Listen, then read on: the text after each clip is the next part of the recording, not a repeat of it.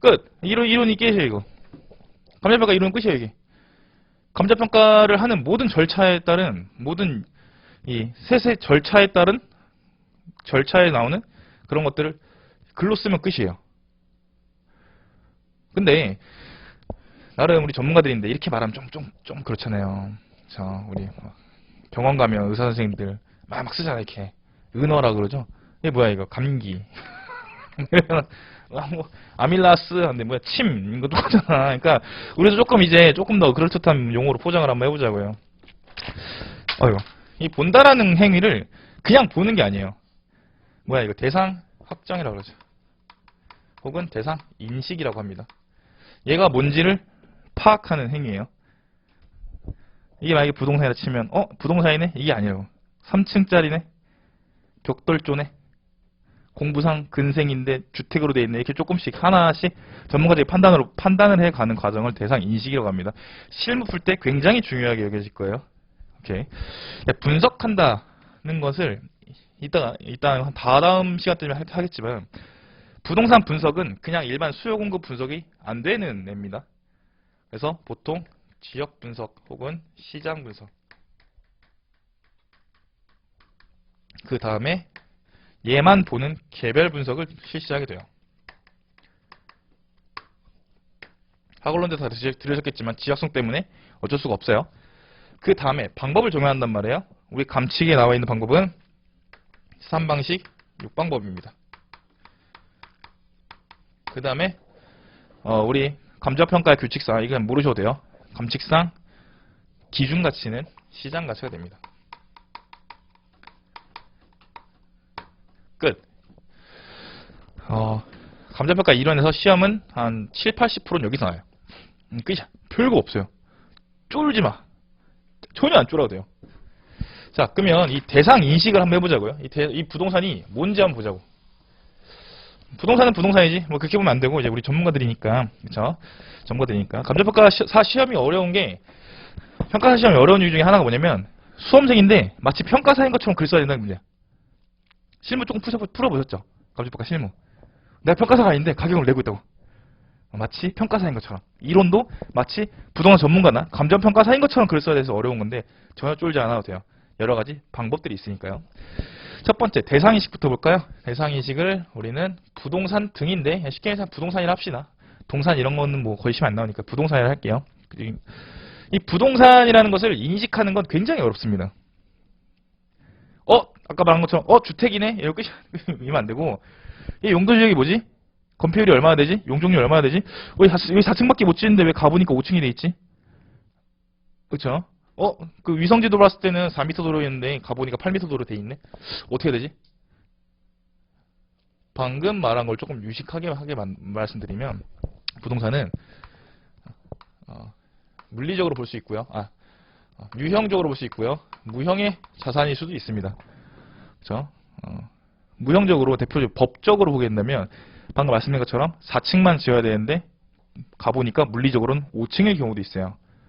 이렇게 차이가 심할 수 있기 때문에 얘네 둘의 간극이 있을 수 있기 때문에 여기서부터 뭐 임장조사라는 걸 또 필요하게 되고요.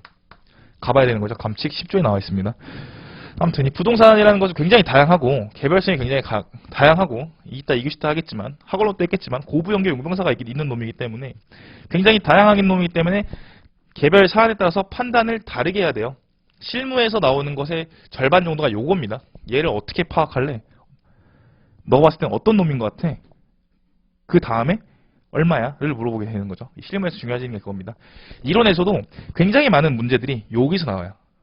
학원론에서 어떻게 나온다? 빈지, 공한지 이런 걸로 나오죠. 필지, 획지 이렇게 나오죠. 같은 부동산인데 물에 잠겼냐, 깎였냐, 사람이 이렇게 그어나는데 이용은 이렇게 이용한다. 이런 거 다 다른단 말이에요. 물리적으로는 같은 놈인데도 유형적으로 같은 놈인데도 무형적으로는 다른 놈일 수 있다. 요 정도만 나오지 이론에서는 이걸 설명해봐라 이렇게 나와요. 어렵게 나와. 부동산의 특성과 효용을 관련지어 설명해봐라 이렇게 나온단 말이에요. 쫄지 마세요. 다 풀 수 있어요. 그래서 이 부동산 오늘 할 거는 2교시 때 할 거는 이 부동산 특성 여기서부터 시작할 겁니다. 학원론 우리 했을 때랑은 굉장히 느낌이 다를 수도 있어요. 더 재밌어요, 이 이론이. 그 다음에 이 부동산이라는 놈이 결국에는 이제 지역성을 갖고 있기 때문에 이렇게 얘만의 수요 공급을 뽑아낼 수가 없게 되고 지역 내 구성 분자로서 존재하는 놈이기 때문에 다른 놈들과 뭔가 유기적인 상호관계에 따라서 얘가 대상물관이라면 이렇게 영향을 받아서 가격이라는 게 형성이 되고 이 동그란 안에 지역 안에 가격 수준이라는 게 생기게 돼서 얘를 바로 분석하면 안 되고 바로 지역을 분석하고 그 다음에 얘가 어떻게 하면 제일 잘 이용할 수 있을까 최유용 분석을 들어가게 되는 겁니다. 그 다음에 3박6방법 쓰게 되고 시장 가치를 뽑아내게 되는 거죠. 이렇게 하나둘씩 파생해서 들어가야 돼요. 나무 그러면 스킬트리라고 하나? 그런 거 찍듯이 결국엔 우리가 지금 학원에서 배웠던 이 모든 것들이 다 어차피 글로 나오면 그만인 파트입니다. 그래서 여기까지가 여기서부터는 이제 오늘 1교시만 2, 3교시 할 거 조금 말씀드렸고 다음 주부터는 이게 이 순차적으로 쭉쭉 나갈 거예요. 그래서 우리는 요거를 요 행위, 대상을 인식하고 분석한 다음에 방법 뽑아내고 가치를 뽑아낸 행위, 이 행위를 우리는 감정평가라고 할 겁니다.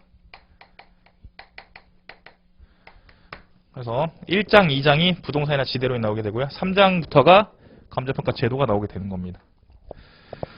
그러면 감정평가가 나온다. 제일 중요한 게 뭐예요? 첫 번째, 뭐 개념, 의 이런 게 중요해지겠죠. 이런 게 중요해지겠죠. 최근에 문제가 기출문제 여기서 나와요. 굉장히 쉬워 보이죠? 감정평가 그냥 같이 추계하는 거 아니야? 라고 하겠지만 제일 핵심적으로 나온 파트가 바로 여기입니다. 필요성. 왜 필요해? 왜 필요해? 이렇게 물어보는 거죠. 뭔 소리야라고 하겠지만 부동산 매매를 해봤다거나 하다못해 월세라도 보시는 경우 있잖아요. 감정평가사가 없어도 가치나 가격을 가늠하는 기구들이 굉장히 많습니다. 지금 하다못해 네이버 부동산에만 들어가 나오고요. 호가 수준 막 매매수 나오죠. KB 부동산도 나와요. 국토부 실거래가 시스템에 클릭 10번만 하면요 이 동네에 엔간한 거 다 볼 수 있어요. 시세 파악을 할 수 있어요. 근데도 평가사가 필요하다는 거죠. 그러니까 지금 감정평가 제도라는 게 시장 기구에서 조금씩 도전받고 있는 상황인데 너 내년에 바로 수습해야 되는데 이거 말할 수 있어? 라는 질문의 유도가 엄청나게 많습니다. 엄청 시의적절한 문제인 거죠. 세 번째, 감정평가 기능 여러 가지들이 나오게 됩니다. 그리고 나름 불이타라고 했던 윤리 정도가 작년에 나왔고요. 전문적인 니네 윤리 잘해야 되는 거 아니야? 이렇게 해서 물어보기도 하고요. 그래서 여기서부터 대상 20부터 감정평가 여기까지가 한 80% 정도 나오고 여기를 우리는 이른바 총론이라고 하게 됩니다. 전체적으로 다 보는 거예요. 근데 여기서 거의 다 나와요. 강론이 뭐냐 하면 강론은 요 부동산에서만 보게 됩니다. 그리고 여기도 연관이 되겠죠. 이렇게 예컨대 강론 파트에서 제일 많이 나오는 게 강론은 90% 이상이 해설서에 나오는 거거든요. 감정평가 실무기준 해설서라고 있어요. 나중에 엄청 400~500페이지에 달하는 책을 내가 외울 수가 있겠구나 라는 생각이 들 정도로 보실 텐데 감정평가 실무기준 해설서 요렇게 해라 라고 나온 해설서가 있어요. 14년대에 만들었습니다. 토지, 건물, 그러니까 구분 건물, 공장, 재단, 영업권 이런 것처럼 각 물건별로 수험생 입장에서 해답이 나와 있는 그 해설서인데요. 그런 것들이 문제에 나와요. 물건별로. 그 다음에는 목적별로 문제가 나옵니다. 같은 물건인데 목적에 따라 가치가 달라진다. 서술해라. 이런 식으로 가장 쉽게 나오면 이렇게 나오겠고요. 이 파트가 어렵게 나오면 한도 끝도 없이 어려워지는 파트입니다. 총론도 한도 끝도 없이 어려워지는데 다른 점이 뭐냐면 총론은 한도 끝도 없이 어려워지잖아요. 그러면 혼이 담긴 구라를 쓸 수 있어요. 혼이 담긴 구라, 거짓 소설을 쓸 수가 있어요. 내가 생각했을 때 이런데 그냥 막 아무런 요즘 말로 그냥 무지성으로 막 쓰는 거야 그냥. 근데 강론은요 모르면 못 써요. 자, 우리 학원으로 다 배웠죠. 자, 토지는 공시지가 기준법인 거 다 알죠, 우리 지금? 다 알죠. 공시지가 기준법 알죠? 막말로 공시지가 기준법을 내가 태어나서 한 번도 못 들어봤어요. 시험에 토지 감정평가 원칙 써라 하면 물었을 거야. 요런 문제가 나와요. 요런 문제. 그러니까 이거는 여기는 거의 90% 이상이 암기를 해야 되는 겁니다. 일단 알아야 쓸 거 아니에요. 여기는 혼이 담긴 구라는 쓸 수 있는데 여기서는 하기 아주 힘들어요. 그래서 이 파트는 이제 다음번 시리즈, 강론 시리즈 때 조금 더 말씀드릴게요. 그렇죠? 자, 그러면 첫 시간이니까 옛날 이야기부터 시작하도록 하겠습니다. 옛날 이야기. 일단은 우리가 부동산 특성 이런 거 하기 전에 그 감정평가 제도라는 걸 제도에 대해서 물론 다음 시간에 하겠지만 조금 생각을 할 필요가 있는 게 부동산의 특성에서부터 시작이 됩니다. 다 알고 계시니까 더욱 쉽게 할 수 있겠네요. 학원론 하기 전에는 막 사람들을 제가 학원론이 16년도에 처음 들어왔거든요. 근데 그 전까지 사람들이 이론 딱 들어가면 소 때문에 막 멘붕이 오는 거예요. 부동산의 부자도 모르는 사람이 갑자기 시장가치 막 이런 거 보고 있으니까 뭐 모래 어지러운 거죠. 저는 학원론이 시험에 과목이 들어온 게 굉장히 좋다고 보는데 이론이랑 그 총론의 그 전반부 부분은 거의 비슷합니다. 근데 우리 2차 시험에 맞게 조금 제가 핏하게 해서 바꿔볼게요. 자, 우리 부동산의 특성을 알아야 되는 이유가 자, 이 세상에는 사람을 제외한 엄청나게 많은 물건들이 있어요. 근데 그 중에 왜 하필 부동산학이라는 게 있을까요? 동산학이라는 거 없죠. 그렇죠? 왜 이렇게 있을까요? 뭔가 물건 뒤에 학자가 붙으면 굉장히 특수한 물건이거든요. 그렇죠? 철도대 이런 거 있잖아요. 철도만 보는 특수하니까, 특이하니까. 그럼 부동산은 왜 특이하길래 부동산 특성이라는 혹은 부동산 학이라는 학문의 수준까지 가게 됐을까요? 이걸 생각해 보시면 아마 부동산 특성이라든가 부동산 기초 개념은 거의 끝이 난다고 볼 수 있어요. 이걸 대답할 수 있다면.